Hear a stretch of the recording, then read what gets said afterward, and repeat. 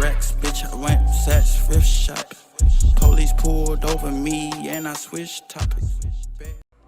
What's going on, everybody? It's the man himself coming at you guys with my first of many GTA videos on this channel. Hope everybody staying healthy during all this craziness with this virus going around. This video is going to mainly be focused on the bunker shooting range challenge and the unlocks that you get from completing it. This was a side mission that was introduced a while back with the gun running update.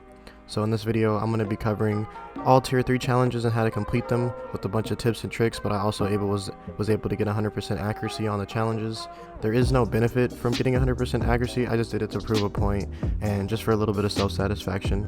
So I'm well aware that multiple videos have been uploaded on this challenge, but I wanted to give my own input on it, seeing that a lot of videos weren't helpful to me when I was attempting this. So I'll be honest, this is fairly difficult because you can't auto aim it. You do have to free aim, but it's not impossible. I was using an Elite Series 1 controller that I've had for a while that suffers from some pretty bad stick drift. If you don't know what stick drift is, it's pretty much when your joystick moves without touching it. So with that being said, I believe you guys can definitely do this with no issues, since I was able to do it with the busted controller. There is some pretty cool rewards that you can get from it, so I definitely think it's worth giving it a try, and I'll go over those rewards in this video as well. And it's only going to focus on the tier 3 challenges, but of course, if you can complete this, you should have no issues with doing the first 2 tiers. So if you enjoyed this video, if it helped you out, be sure to smash the like button and leave a comment. Yeah, let's get into it. Alright, so first what you're going to want to do, you're obviously going to need a bunker for this. So you want to pull up your cell phone and you want to go to Maze Bank foreclosures on the web browser.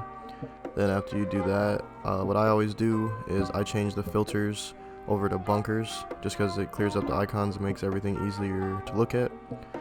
First location we're going to go over is going to be the Polito Forest bunker, which is at the top of the map. I don't really recommend this location. It's showing free for me because I have the Criminal Enterprise Starter Pack, but normally it'll be $1,165,000. Once again, don't recommend it because it's very far north, and a lot of the stuff that you do in GTA Online will be in the city. The location that I do recommend for you guys is going to be the Chumash bunker. This one is $1,650,000 and is fairly close to the city. Definitely recommend this. When you go to purchase it, it's going to give you a bunch of upgrade options that you can go back and acquire later. But of course, all we need is the shooting range. So there's 2 options. Black targets are $740,000. I don't recommend these. I recommend the white targets for the $845,000 because it will make it easier to see the targets when you're actually doing the challenge. So spend the extra little money. It'll save you the headache. Yeah. Okay, as far as unlocks, there's 3 tiers. Here's tier 1 that we're looking at. Once you complete tier 1 for all the weapons, you'll get metallic gold and metallic platinum for your Mark II weapons. You can equip them. You still have to purchase them for $100,000, I believe. I really like the metallic platinum a lot. I use it on my Mark II SMG. And you'll also be able to pick up grenades in the alcove to the left of the shooting range, which I'll show you a little bit later on in the video. Here is tier 2 unlocks, which are the best in my opinion. What you will get, you'll get 5 extra throwables for all your different weapons. Just means you'll get 30 sticky bombs and grenades as opposed to the 25. You get 10 proximity mines instead of 5, 15 pipe bombs instead of 10, and 30 tear gas and molotovs instead of 25. Very useful in my opinion, and this can save you some trips from going to ammunition and possibly even save your life in a pinch. So you'll get access to the grenade launcher as well in the alcove, which is pretty cool if you're a low level because normally you don't unlock it until level 60. Okay, so the next thing I'm going to go over is going to be tier 3 unlocks. What you get from this is 3 hats, which is the ammunition cap, Shrewsbury cap, and the Black Hawk and Little cap.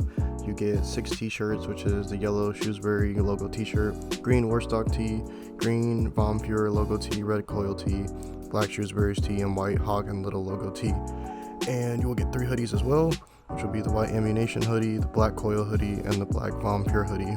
Once again, these tops can be located under special tops in the clothing section, and when you go over to the hack section, it'll just be under normal caps for it.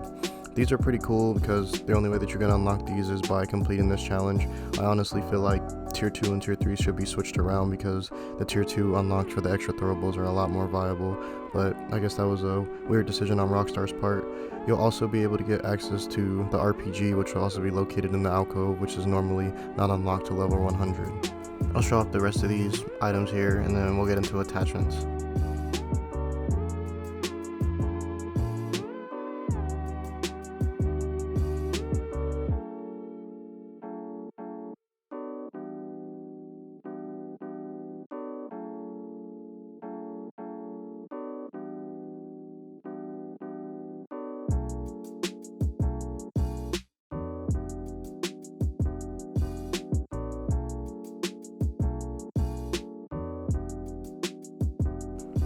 Okay, for the most important part, this is going to be on attachments. If you do not have these attachments, you more than likely are not going to be able to pass this.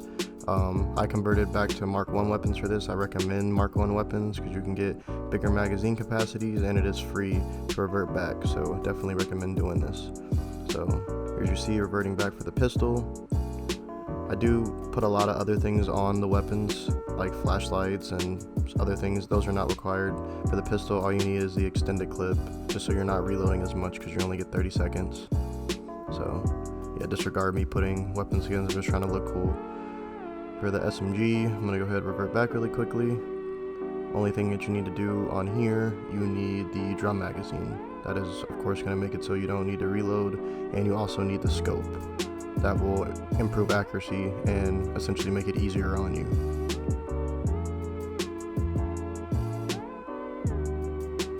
For the assault rifle, you're going to want to do the drum magazine, the grip, and the scope. Once again, reduce reloads, better accuracy, make it easier on yourself. Good old platinum 10 on there, make it look cool. Why not? Assault rifles next. Carbine rifles next. Gonna want to use the box magazine for reduced reloads, the grip, and the scope. I absolutely hate the way that this box mag looks, but it doesn't matter, we're just trying to pass this. I put the platinum 10 on there just for whatever. Combat MG is going to be next. You're going to see me reverting back to that really quickly. What you want to use for that is going to be the extended clip. There's going to be a grip and a scope. You want to get all three of those on there. I love these Mark II weapons, by the way. They're good for free mode and PvP, but for this they're not good because you have reduced ammo. I really like this weapon camo too. This etch gun finish. And lastly, for the heavy sniper, all you need is the advanced scope. That's the only thing that you'll need for this. I think that's actually the only attachment that you can put on here. So right here, what I'm showing you guys is the alcove and how to get to it.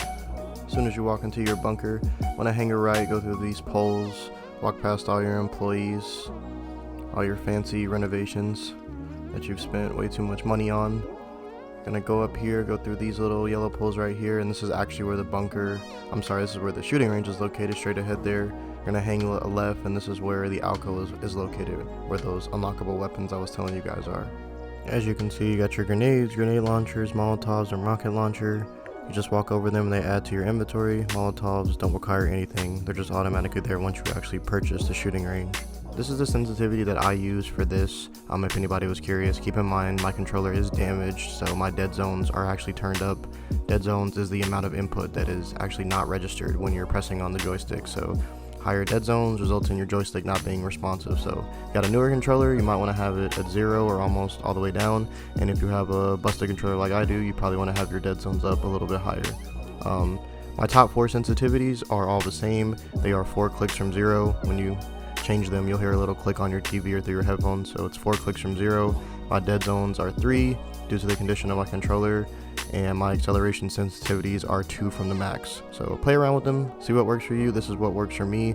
I've noticed that having lower sensitivities gives you better accuracy, and that's pretty much universal in like every game, not just GTA. Okay, I got a lot of useful tips for you guys. The way that the shooting range is set up, it is based off of a multiplier, so the more shots that you hit in a row, the more points you'll get. You are essentially rewarded for accuracy.